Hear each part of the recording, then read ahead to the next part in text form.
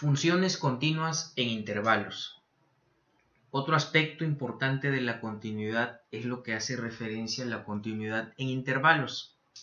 Para ello tenemos un primer teorema que dice lo siguiente, está dividido en dos partes. La primera parte del teorema nos dice que toda función polinomial es continua en todo punto A. Por ejemplo, si tenemos una función f de x igual a 3x al cubo más 4x al cuadrado menos 2x más 1, que es una función polinomial, esta función va a ser continua en todo x igual a a que sea parte de los números reales. Es decir, recuerden que una función polinomial no hay ningún problema para graficarla, es una función continua y bien comportada en toda la recta real. Número 2. Toda función racional, es decir, el cociente de polinomios, es continua en todo su dominio. Por ejemplo, aquí tenemos la función f de x igual a 3x entre x menos 3. Es claro aquí que lo primero que tenemos que hacer cuando tenemos una función racional es calcular su dominio.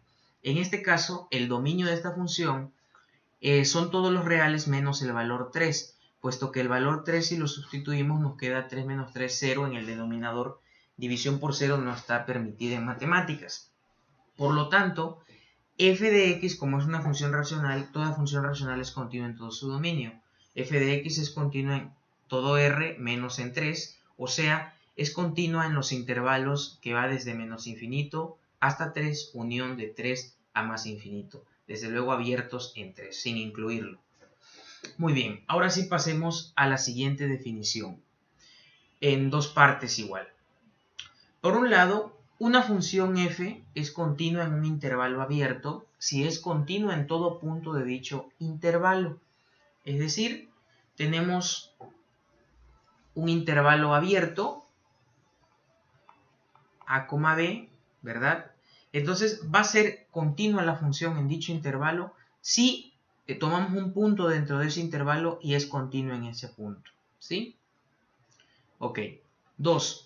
Una función es continua en un intervalo cerrado a, b si es continua en el intervalo abierto a, b y es continua por la derecha en a y por la izquierda en b.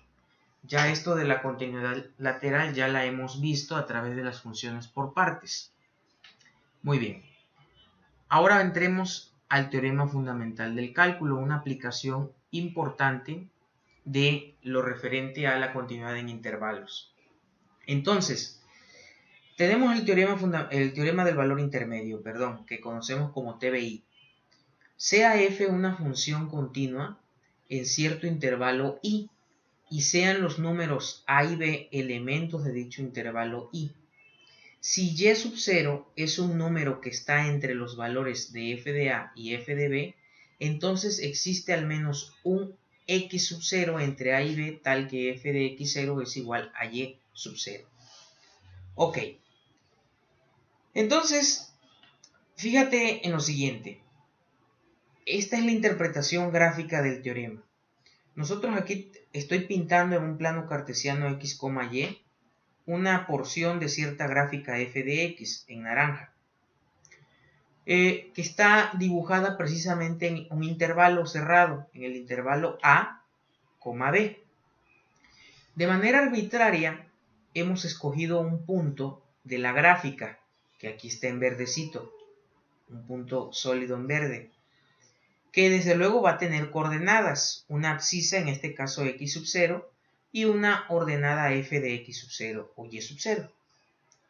Entonces, lo que nos dice el teorema del valor intermedio es precisamente eso, que nos garantiza, ¿verdad?, que este valor f de x sub 0 va a estar entre f de a y f de b, siempre y cuando x sub 0 esté entre a y b, en el eje de las abscisas. ¿Sí? ¿Okay? Entonces, eso es esencialmente lo que nos dice el teorema del valor intermedio. ¿Ok?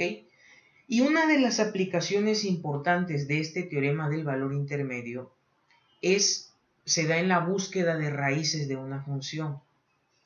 Por ejemplo, veamos lo siguiente. ¿Ok?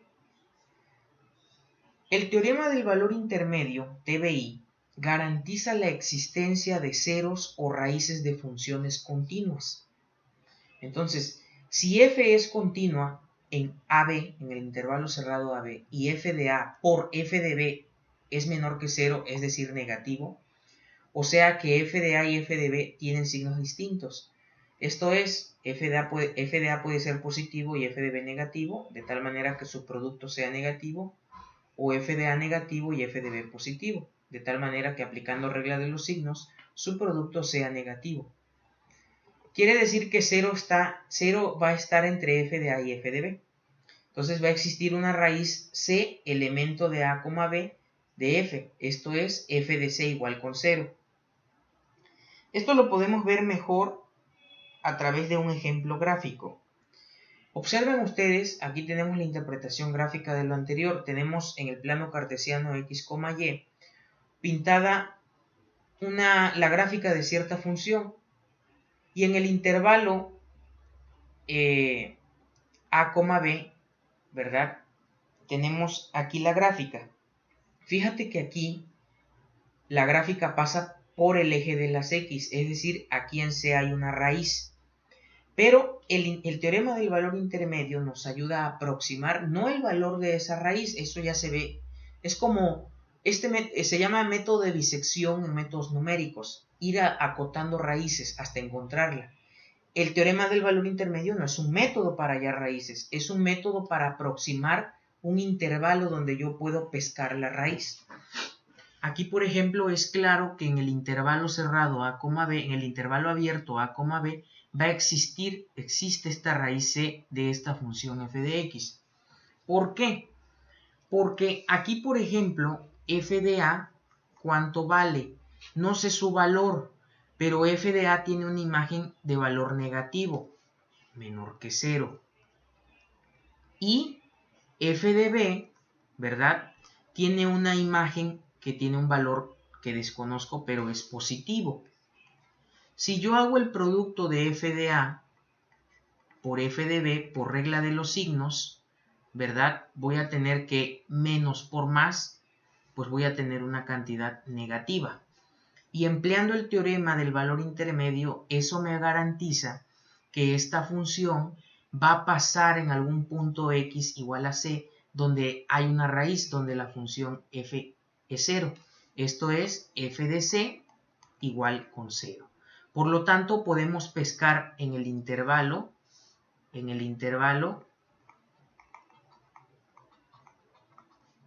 A, B, habrá una raíz para f de x. Con el teorema del valor intermedio yo no puedo encontrar esa raíz, pero sí puedo acotar el intervalo donde puedo encontrarla, ¿sí? Entonces es una de las aplicaciones del teorema del valor intermedio y en posteriores ejercicios estaremos aplicándolo. Hasta la próxima.